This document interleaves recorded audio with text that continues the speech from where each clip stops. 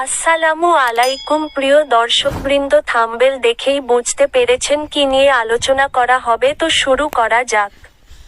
আমি একটি প্রশ্ন করেছিলাম, প্রশ্নটি হলো, টাকার গায়ে লেখা আছে চাহিবা মাত্র ইহার বাহককে দিতে বাধ্য থাকব। আমার টাকা আমি কেন অন্য কাউকে দিতে বাধ্য থাকব?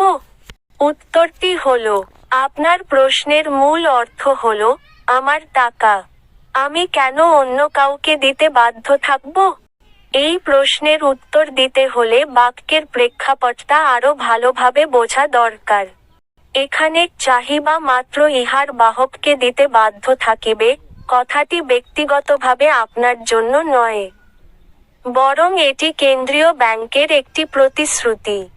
এই বাক্যের প্রকৃত অর্থ, এই বাক্যের দিতে বাধ্য থাকিবে অংশটি আসলে বলছে যে কেউ এই নোটটি নিয়ে আসে, অর্থাৎ যিনি এর বাহক, কেন্দ্রীয় ব্যাংক তার কাছে নোটে লেখা মূল্য পরিশোধে বাধ্য।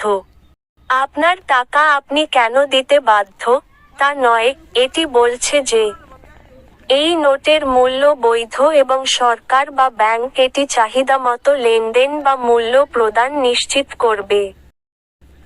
সহজ উদাহরণ 1, যদি আপনার কাছে 100 টাকার একটি নোট থাকে, সেটি আপনি দোকানে ব্যবহার করতে পারবেন।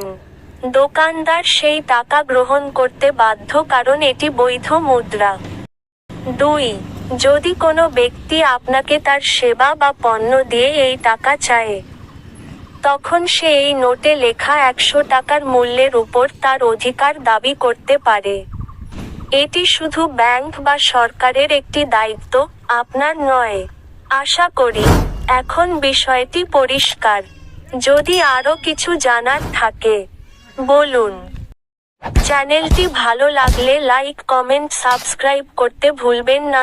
ধন্যবাদ, সবাই ভালো থাকবেন।